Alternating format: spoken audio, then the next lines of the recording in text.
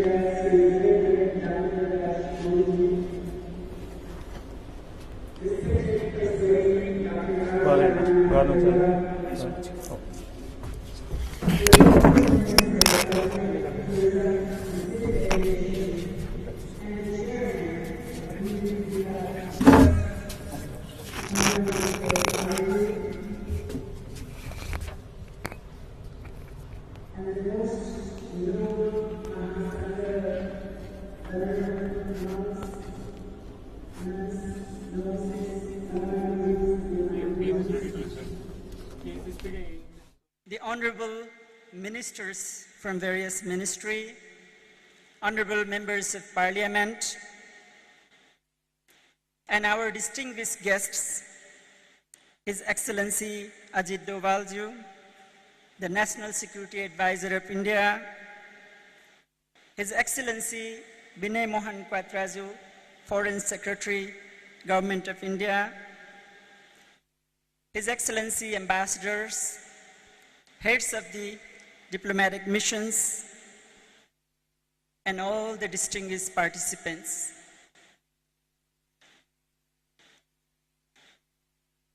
This most auspicious and august assembly,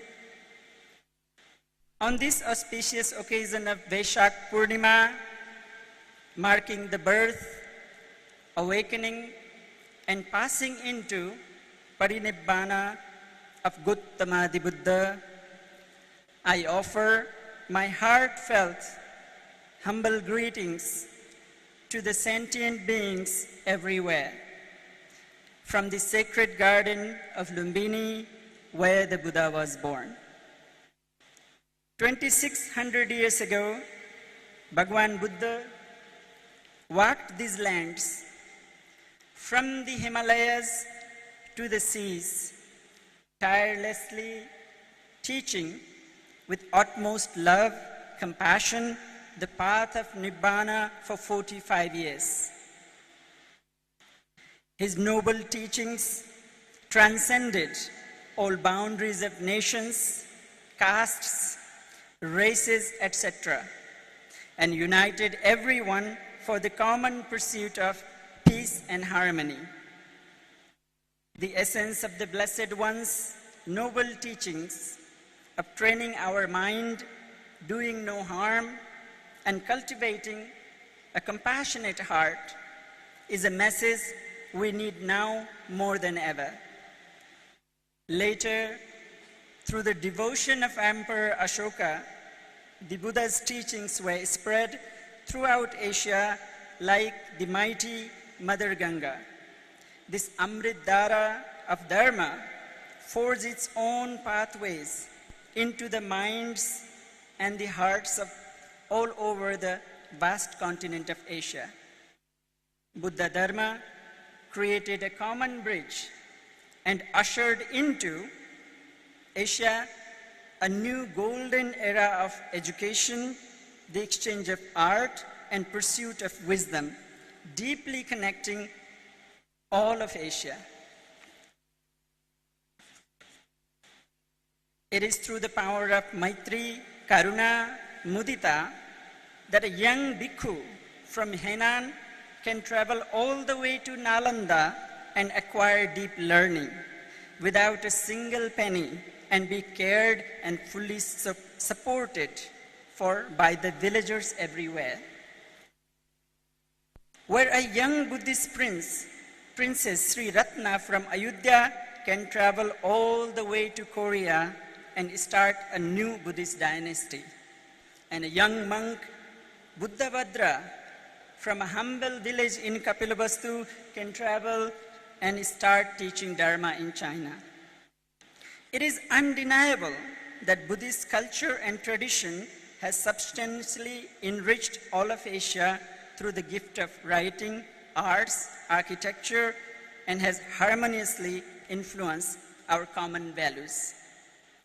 After the rediscovery of Lumbini in 1896, the World Buddhist Community came together in 1967 at the behest of the General Secretary of the United Nations, U Thant, to develop Lumbini as an international peace center with the vision as a place where world leaders can unite to create a world free from poverty and strife.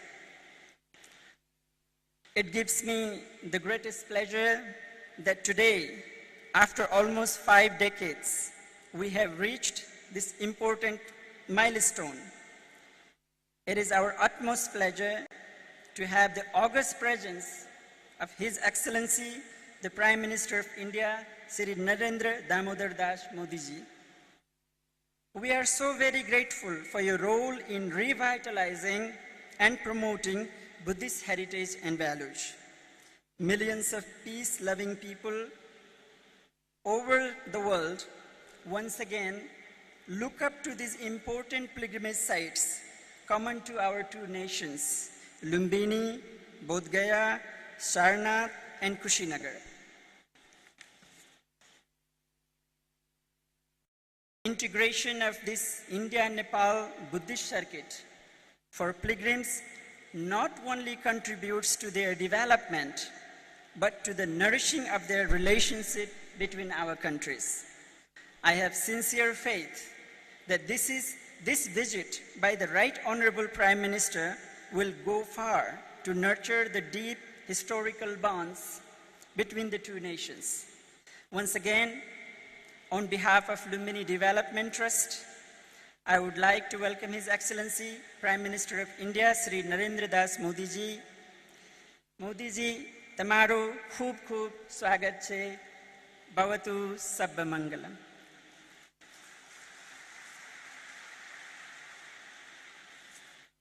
Dhanyavad, Venerable Maitya.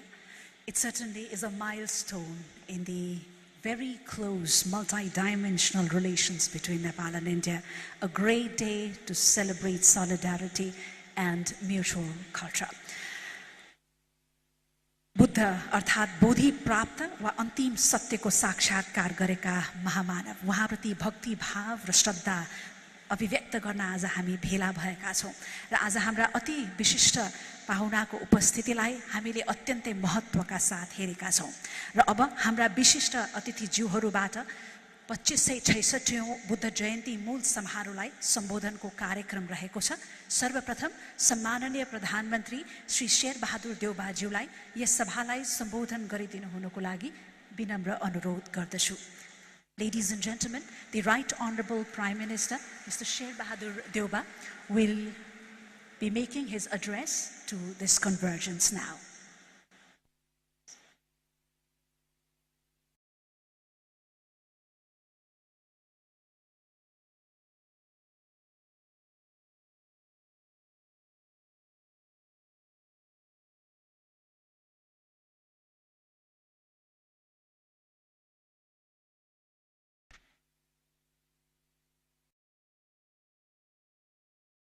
राष्ट्र भारत का महामहिम प्रधानमंत्री Narendra Modi ji, Excellency Prime Minister of India, Sri Narendra Modi ji, venerable monks and nuns, distinguished members of the Indian delegation, distinguished guests, ladies and gentlemen.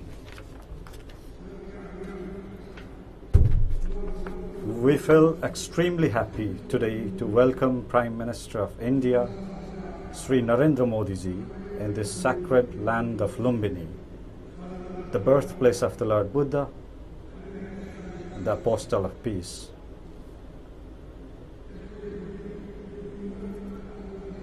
We are delighted to have the presence of Sri Modi ji at this special ceremony in this sacred land of Lumbini.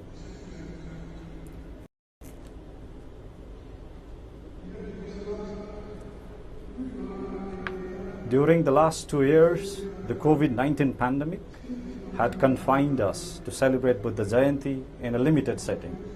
It is a matter of happiness that we are organizing 2566th Buddha Jayanti in a grand manner, as we have been able to gradually control COVID-19.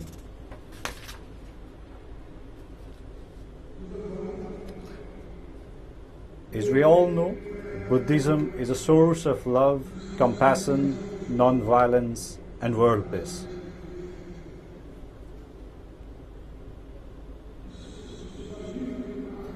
Together with us, the world is also observing this day as the day of Vesak, organizing different events. May this day of birth, enlightenment, and Mahaparinirvan of Lord Buddha inspire the entire humanity towards the path of peace, harmony, compassion, mercy, wisdom, and enlightenment.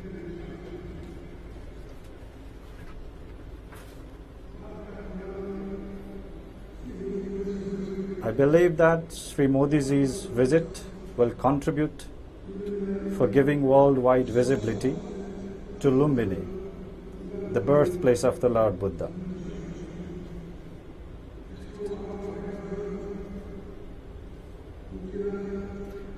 The past visits by Sri Modi ji to sacred pilgrimage sites including Janakpur, Muktinath and Pasupatinath have bolstered cultural relations between peoples of both countries.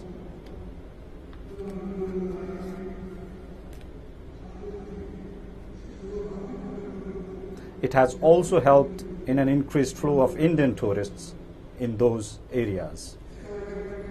For this, I express my gratitude to Prime Minister Modi ji. I'm confident that this visit will further strengthen social, religious, cultural and civilizational connections that our two countries and peoples share since historic times. Ladies and gentlemen,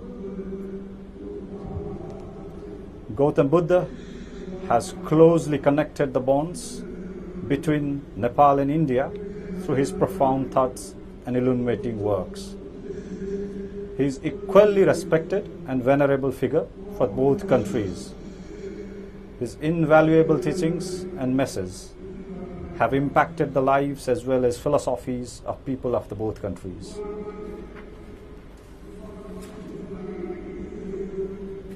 Buddha's four noble truths and eightfold paths of righteousness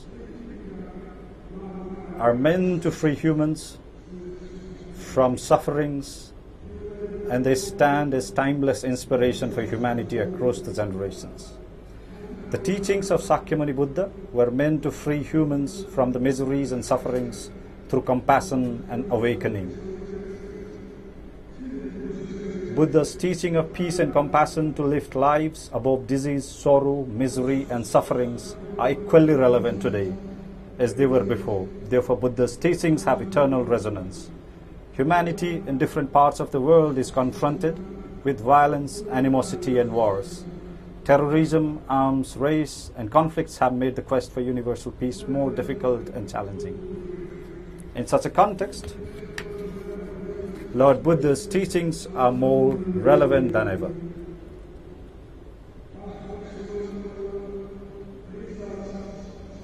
For a world defined by mutual respect, compassion, non-violence, harmony, and peace, Buddha's messages are highly relevant today. Ladies and gentlemen, Nepal's outlook towards world peace is based on the precepts and thoughts of Gautam Buddha. Buddha's teachings inspire us towards embracing the virtues of self-introspection, respect for others, and righteously responding to the changing circumstances for the well-being of everyone in the society. Nepal's socio-cultural advancement is characterized by the notion of harmony, peace, and tranquility. We attach great importance to inclusive democracy, equality, and non-discrimination in the pursuit of our national development agenda. As the birthplace of Lord Buddha, Lumbini is committed to keep the eternal light of Buddha's teachings bright. Our aim is to develop Lumbini as a heritage of entire humanity and as a center of inspiration for world peace. Thus, it is our commitment to develop Lumbini as the global center of Buddhism and Buddhist philosophy. Toward this noble aim, we value the cooperation and solidarity of all. Ladies and gentlemen,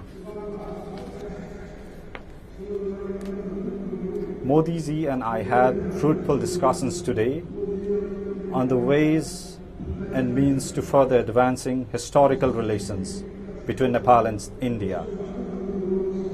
We also look forward to developing the Buddhist circuit, which will further strengthen our cooperation in culture and tourism, as well as link the sacred lands that were significant in the life of Lord Buddha.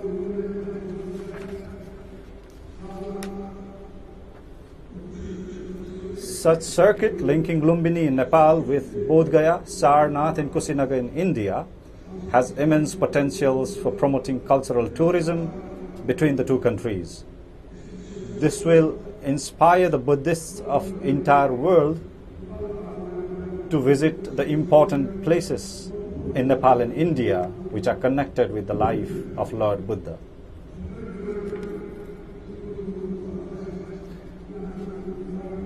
With the inauguration of recently constructed Gautam Buddha International Airport in Vairahava, we are equally eager to welcome in Lumbini more visitors from India and all over the world for pilgrimage.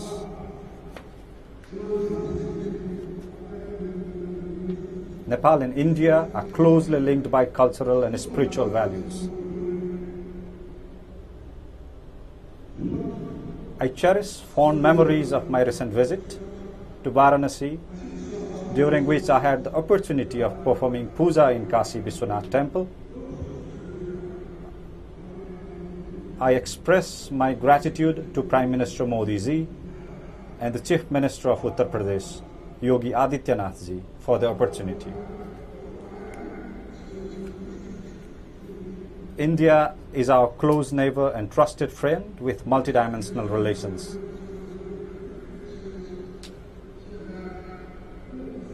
India has generously and kindly provided us significant assistance at the difficult times, particularly when the COVID-19 pandemic disrupted lives and livelihoods.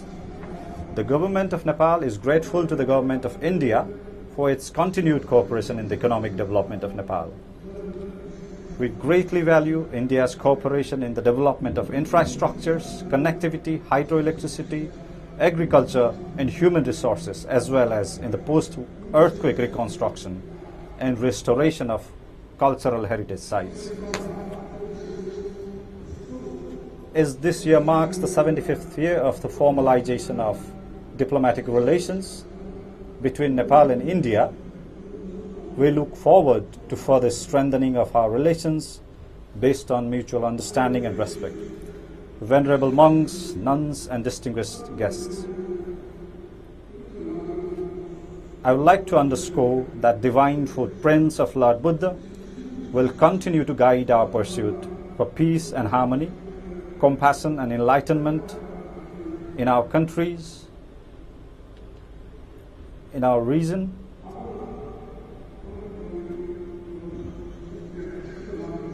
and the entire world, and bless us and enrich our lives.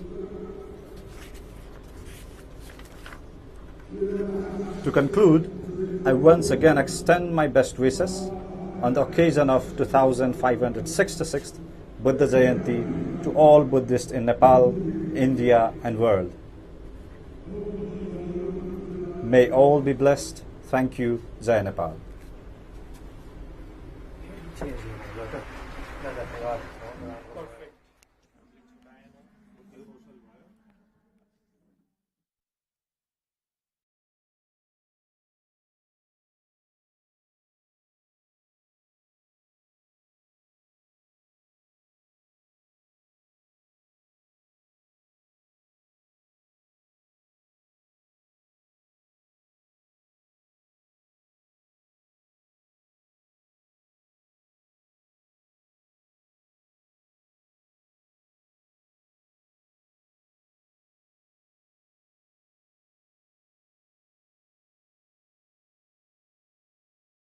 सन्देश यहीँबाट उद्घोष गर्ने यो अवसर पाएर र yes भावसँगै अब हाम्रा अति विशिष्ट अतिथि मित्र राष्ट्र गणतन्त्र भारतका महामहिम प्रधानमन्त्री श्री नरेन्द्र मोदीज्यूलाई यस सभालाई सम्बोधन गरिदिनु हुन हार्दिक अनुरोध गर्दछु. May I humbly request His Excellency the Prime Minister of India to extend his special address to this august convergence.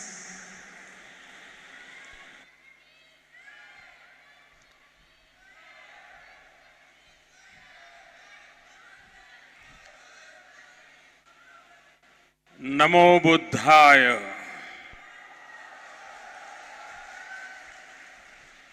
Nepal के प्रधानमंत्री सम्माननीय श्री शेर बहादुर देउबा जी, आदरणीय श्रीमती आरजू देउबा जी, सभा में उपस्थित नेपाल सरकार के मंत्रीगण, बड़ी संख्या में उपस्थित बौद्ध भिक्षु एवं बौद्ध धर्मावलंबी विभिन्न देशों से पधारे गणमान्य अतिथिगण, देवी और सज्जनों, बुद्ध जयंती को पावन अवसर में यस सभा में उपस्थित यहाँहरू सबैलाई सम्पूर्ण नेपालवासीहरूलाई र विश्वका सबै श्रद्धालु जनलाई लुम्बिनीको पवित्र भूमिबाट बुद्ध पूर्णिमाको धेरै धेरै शुभकामना.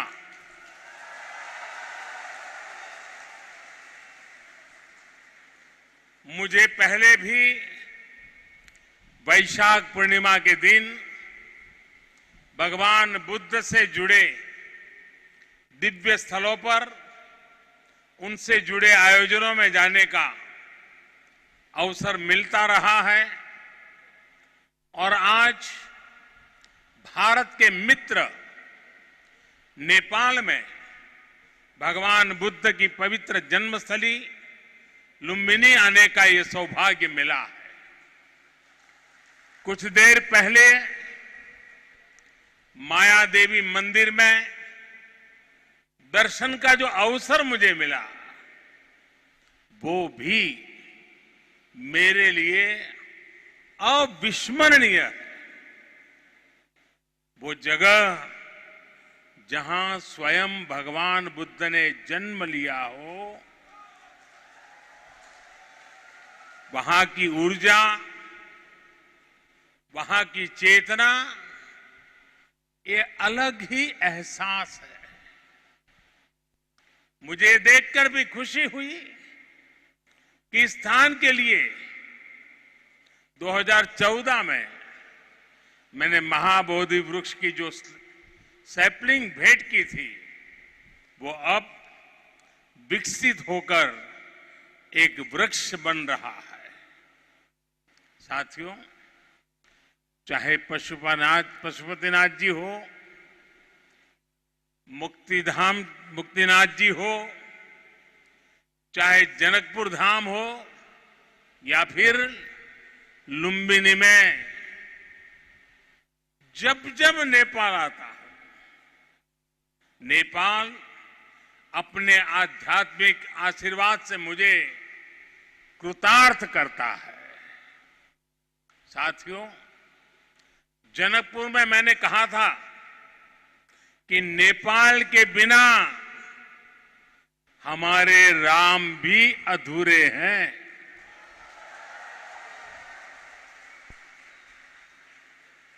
मुझे पता है कि आज जब भारत में भगवान श्री राम का भव्य मंदिर बन रहा है, तो नेपाल के लोग भी उतना ही खुशी महसूस कर रहे हैं। साथियों, नेपाल यानी दुनिया के सबसे ऊंचे पर्वत सागर माथा का देश। नेपाल यानी दुनिया के अनेक पवित्र तीर्थों, मंदिरों और मठों का देश। नेपाल यानी दुनिया की प्राचीन सभ्यता, संस्कृति को सहेज कर रखने वाला देश। नेपाल आउँदा मलाई कुनै राजनीतिक भ्रमण भन्दा अलग एउटा छुट्टै आध्यात्मिक अनुभूति हुन्छ। भारत और भारत के लोगों ने हजारों सालों से नेपाल को इसी दृष्टि और आस्था के साथ देखा है। मुझे विश्वास है, अभी कुछ समय पहले जब शेर बहादुर देवबा जी, श्रीमती आरजू देवबा जी भारत गए थे, और जैसा अभी देवबा जी ने वर्णन किया बनारस का, काशी विश्वनाथ धाम की यात्रा की थी, तो उन्हें भी ऐसी ही अनुभूति भारत के लिए भी होना बहुत स्वाभाविक है। साथियों, ये साझी विरासत, ये साझी संस्कृति, ये साझी आस्था और ये साझा प्रेम, यही हमारी सबसे बड़ी पूंजी है। और ये पूंजी जितनी समृद्ध होगी, हम उतने ही प्रभावी ढंग से साथ मिलकर दुनिया तक भगवान बुद्ध का संदेश पहुंचा सकते हैं, दुनिया को दिशा दे सकते हैं। आज जिस तरह की वैश्विक परिस्थितियां बन रही हैं, उसमें भारत और नेपाल की निरंतर मजबूती होती मित्रता, हमारी घनिष्ठता संपूर्ण मानवता के हित का काम करेगी। और इसमें भगवान बुद्ध के प्रति हम दोनों ही देशों की आस्था, उनके प्रति असीम श्रद्धा हमें एक सूत्र में जोड़ती है, एक परिवार का सदस्य बनाती है। भाइयों और बहनों, बुद्ध मानवता के सामूहिक बोध का अवतरण है। बोध भी है और बुद्ध शोध भी है, बुद्ध विचार भी है और बुद्ध संस्कार भी है। बुद्ध इसलिए विशेष हैं कि उन्होंने केवल उपदेश नहीं दिए, बल्कि उन्होंने मानवता को ज्ञान की अनुभूति करवाई। उन्होंने महान वैभवशाली राज्य और चरम सुख सुविधाओं को त्यागने का साहस किया। निश्चित रूप से उनका जन्म किसी साधारण बालक के रूप में नहीं हुआ था, लेकिन उन्होंने हमें यह एहसास करवाया कि प्राप्ति से भी ज्यादा महत्व त्याग का होता है। त्याग से ही प्राप्ति पूर्ण होती है। इसलिए वो जंगलों में विचरे, उन्होंने तप किया, शोध किया। उस आत्म शोध के बाद जब वो ज्ञान के शिखर तक पहुंचे, तो भी उन्होंने किसी चमत्कार से लोगों का कल्याण करने का दावा कभी नहीं किया, बल्कि भगवान बुद्ध ने हमें वो रास्ता बताया जो उन्होंने खुद जिया था। उन्होंने हमें मंत्र दिया था, अप्पदीपो भव भिक्खवे, अप्पदीपो भव भिक्खवे, परीक्ष भिक्षवो, ग्राह्यम मद बचो न तू गौरवाद। अर्थात अपना दीपक स्वयं बनो, मेरे वचनों को भी मेरे प्रति आदर के कारण ग्रहण मत करो, बल्कि उनका परीक्षण करके उन्हें आत्मसात करो। साथियों, भगवान बुद्ध से जुड़ा एक और विषय है जिसका मैं आज जरूर जिक्र करना चाहता हूं। वैशाख पूर्णिमा का दिन लुम्बिनी में सिद्धार्थ के रूप में बुद्ध का जन्म हुआ। इसी दिन बौद्ध गया में वो बोध प्राप्त करके भगवान बुद्ध बने और इसी दिन कुशीनगर में उनका महापरिनिर्वाण हुआ। एक ही तिथि, एक ही वैशाख पूर्णिमा पर भगवान बुद्ध की जीवन यात्रा के ये पड़ाव केवल संयोग मात्र नहीं था, इसमें बुद्धत्व का वो दार्शनिक संदेश भी है जिसमें जीवन, ज्ञान और निर्वाण तीनों एक साथ है, तीनों एक साथ जुड़े हैं। यही मानवीय जीवन की पूर्णता है और संभवतः इसीलिए भगवान बुद्ध ने पूर्णिमा की इस पवित्र तिथि को चुना होगा। जब हम मानवीय जीवन को इस पूर्णता में देखने लगते हैं तो विभाजन और भेदभाव के लिए कोई जगह नहीं बचती। तब हम खुद ही वसुधैव कुटुंबकम की उस भावना को जीने लगते हैं जो सर्वे भवन्तु सुखिनः से लेकर भवतु सब्ब मंगलम, भवतु सब्ब मंगलम के बुद्ध उपदेश तक झलकती है। इसलिए भौगोलिक सीमाओं से ऊपर उठकर बुद्ध हर किसी के हैं, हर किसी के लिए है। साथियों, भगवान बुद्ध के साथ मेरा एक और संबंध भी है जिसमें अद्भुत संयोग भी है और जो बहुत सुखद भी है। जिस स्थान पर मेरा जन्म हुआ, गुजरात का वडनगर, वहां सदियों पहले बौद्ध शिक्षा का बहुत बड़ा केंद्र था। आज भी वहां प्राचीन अवशेष निकल रहे हैं जिनके संरक्षण का काम जारी है। और हम तो जानते हैं हिंदुस्तान में कई नगर ऐसे हैं, कई शहर, कई स्थान ऐसे हैं जिसको लोग बड़े गर्व के साथ उस राज्य के काशी के रूप में जानते हैं। भारत की विशेषता रही है और इसलिए काशी के समीप सारनाथ में मेरी आत्मीयता आप भी जानते हैं। भारत में सारनाथ, बोध गया और कुशीनगर से लेकर नेपाल में लुम्बिनी तक ये पवित्र स्थान हमारी सांझी विरासत और सांझे मूल्यों का प्रतीक है।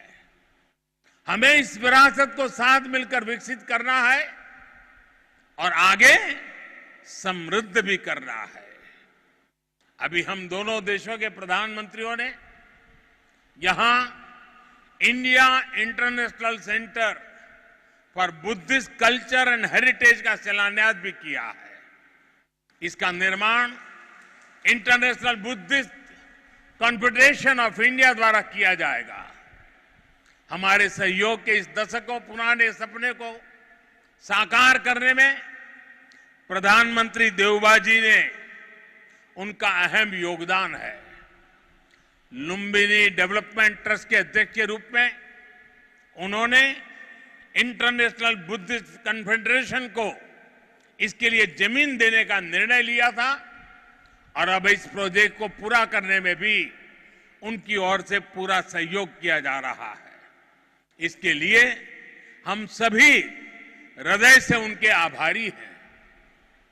मुझे खुशी है कि नेपाल सरकार बुद्ध सर्किट और लुम्बिनी के विकास के सभी प्रयासों को सहयोग दे रही है, विकास की सभी संभावनाओं को भी साकार कर रही है।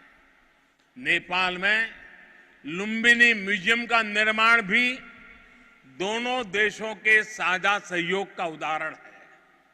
और आज हमने लुम्बिनी बुद्धिस्ट यूनिवर्सिटी में doctor Baba Saheb Ambedkar chair for Buddhist studies स्थापित करने का भी निर्णय लिया।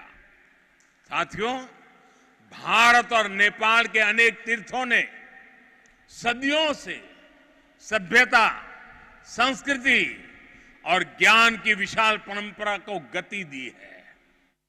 आज भी इन तीर्थों में पूरी दुनिया से लाखों श्रद्धालु हर साल आते हैं।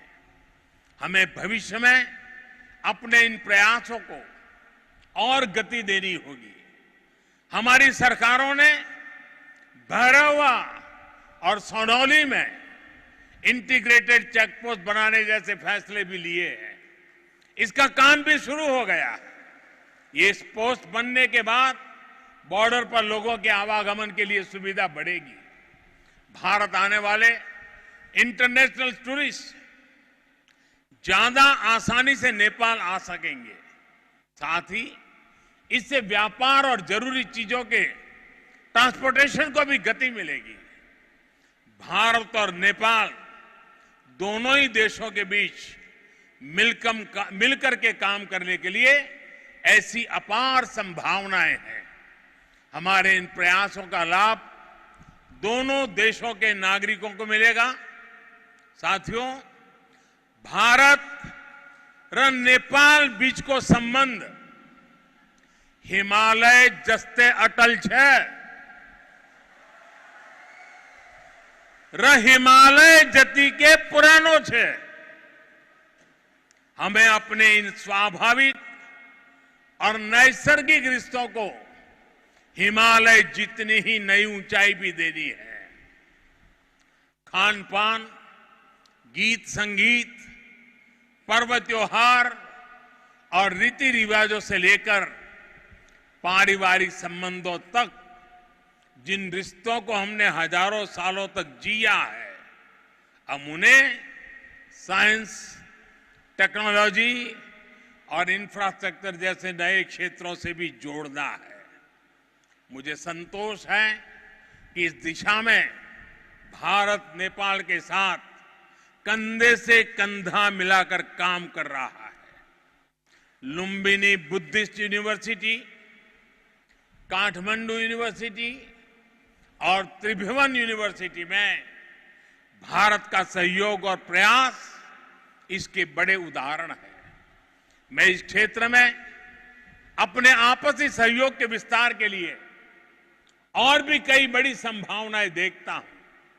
हम इन संभावनाओं को और भारत नेपाल के सपनों को साथ मिलकर साकार करेंगे। हमारे सक्षम युवा सफलता के शिखर पर बढ़ते हुए पूरी दुनिया में बुद्ध की शिक्षाओं के संदेशवाहक बनेंगे। साथियों, भगवान बुद्ध का कथन है, सुप्प बुद्धम प्रभज्जन्ति सदा गौतम सावका एसम दिवाचरत्तो च भावनाए रतो मनो। अर्थात जो हमेशा मैत्री भावना में, सद्भावना में लगे रहते हैं, गौतम के वे अनुयायी हमेशा जागृत रहते हैं। यानी वही बुद्ध के वास्तविक अनुयायी हैं। इसी भाव को लेकर आज हमें पूरी मानवता के लिए काम करना है। इसी भाव को लेकर हमें संसार में मैत्री भाव को मजबूत करना है।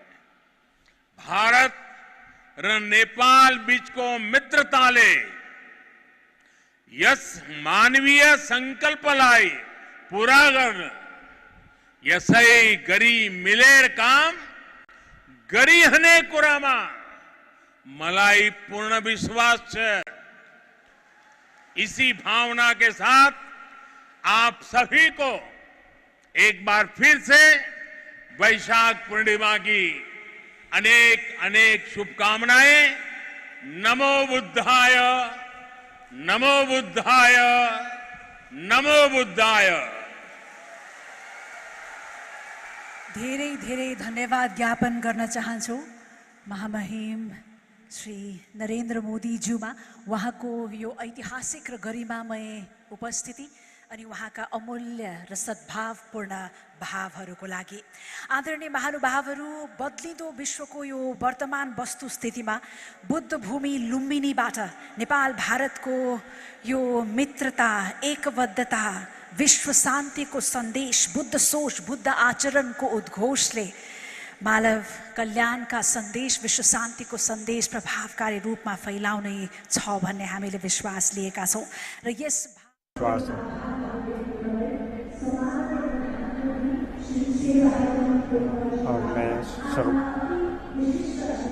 भारतका महामहिम प्रधानमन्त्रीज्यूमा कृतज्ञता स्वरूप लुम्बिनीको स्मृति चिनो प्रस्तुत गर्दै हुनेछ।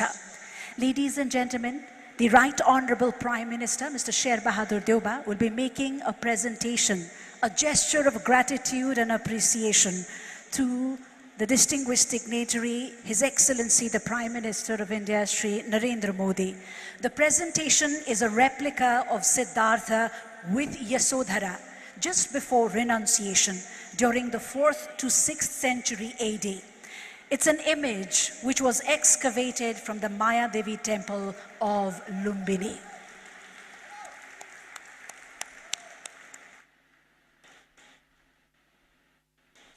बुद्धले दिएका आर्य अष्टाङ्गिक मार्ग र पञ्चशीलको उपदेशका तत्त्व ग्रहण गरी हामी आत्मसात गर्दै उनका पञ्चशीलको उपदेशका तत्त्वहरूलाई ग्रहण गरी आत्मसात गर्दै मार्ग प्रशस्त गर्दै मानव कल्याणको पथ प्रदर्शन गर्न सकिन्छ भन्ने यस भावको संयुक्त रूपमा उद्घोष गर्ने सुअवसर 2566औं बुद्ध जयन्तीको अवसरमा हामीलाई मिलेको छ। सम्माननीय प्रधानमन्त्रीज्यूमा पनि धन्यवाद ज्ञापन गर्न चाहन्छौँ। र यससँगै हामी कार्यक्रमको अन्त्यमा आइपुगेका छौँ। आज विशिष्ट अतिथिज्यूहरूको यो गरिमामय उपस्थितिले लुम्बिनीलाई मात्र होइन समस्त भारत नेपालका सम्पूर्ण देशवासीहरूको लागि र विश्वभरि शान्ति सन्देश र बुद्धत्वको यो सन्देश उद्घोष भएको छ लुम्बिनी बुद्ध भूमिबाट। र यसै कृतज्ञता ज्ञापन गरिदिनु हुनुको लागि र यस 2566औं बुद्ध जयन्तीको यस मूल समारोहको औपचारिक विसर्जन गरिदिनु हुनुको लागि म अनुरोध गर्न चाहन्छु यस सभाका सभाध्यक्ष माननीय संस्कृति पर्यटन तथा नागरिक उड्डयन मन्त्री श्री प्रेम बहादुर आलेज्यूलाई।